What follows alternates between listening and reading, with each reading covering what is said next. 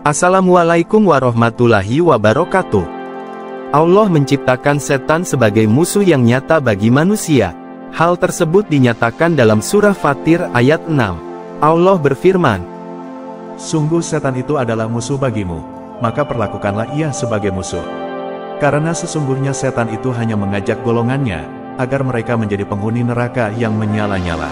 Setan selalu memiliki cara untuk menyesatkan umat manusia. Godaan setan tidak akan pernah berhenti sampai manusia benar-benar berpaling dari jalan Allah dan menjadi pengikutnya. Setan masuk ke dalam hati setiap orang, apakah dia seorang mukmin ataupun kafir, dan terus melakukan upaya untuk membawa hasutan, keburukan, dan kejahatan ke dalam dada manusia. Setan akan memukul dan menyerang manusia dari segala arah, sehingga manusia tak berdaya dan menjadi kufur kepada Allah. Sebagaimana dalam Quran Surah Al-A'raf ayat 17. "Kemudian aku, setan, akan mendatangi mereka, manusia, dari muka, dari belakang, dari kanan, dan dari kiri mereka.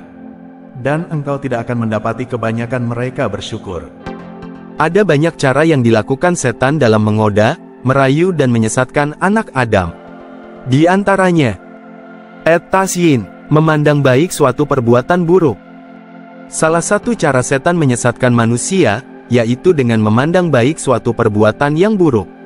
Cara ini dilakukan setan dengan memperindah amalan buruk dan menyamarkan kebenaran.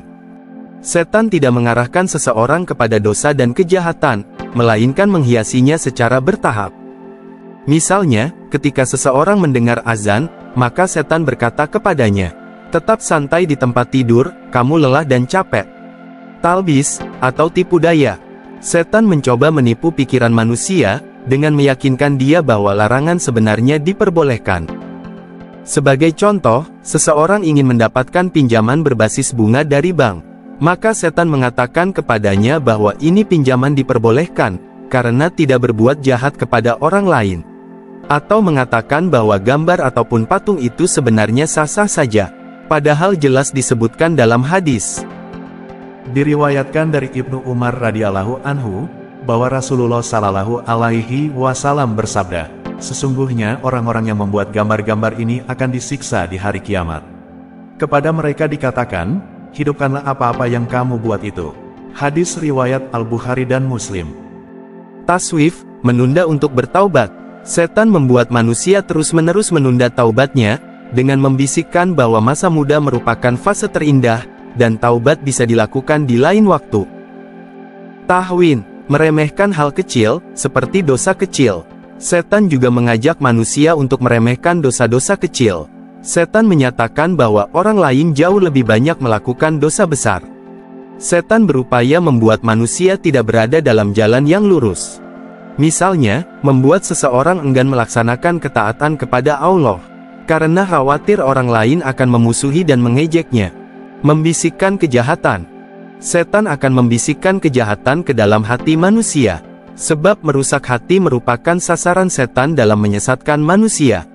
At-tais, yakni membuat manusia putus asa dalam bertaubat.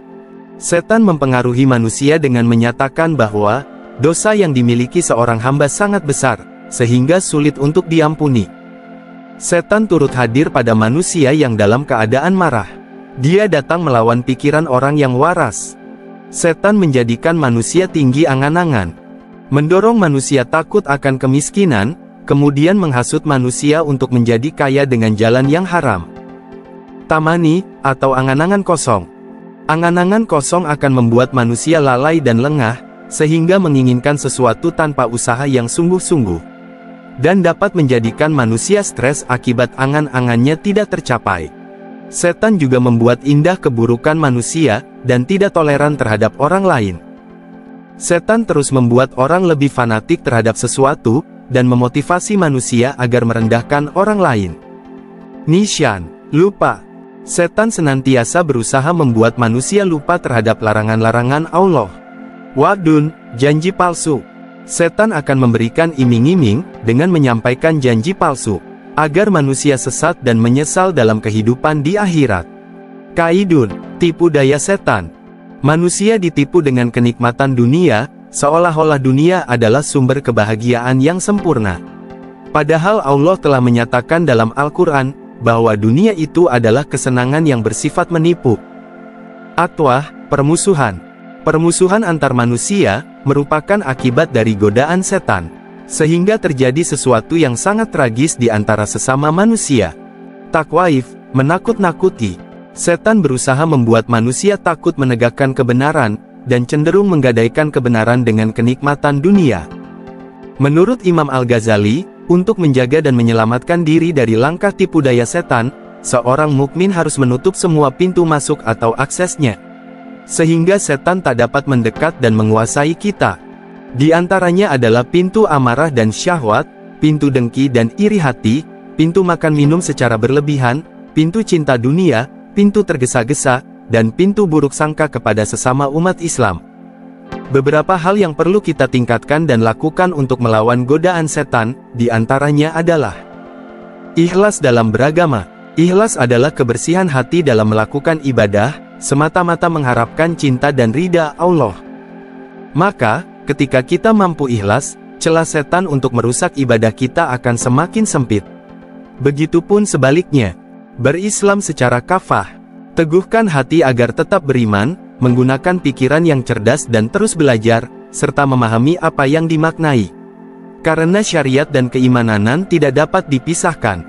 Jika hanya sekedar beriman, tetapi tidak memahami syariat, maka akan terjadi ketimpangan.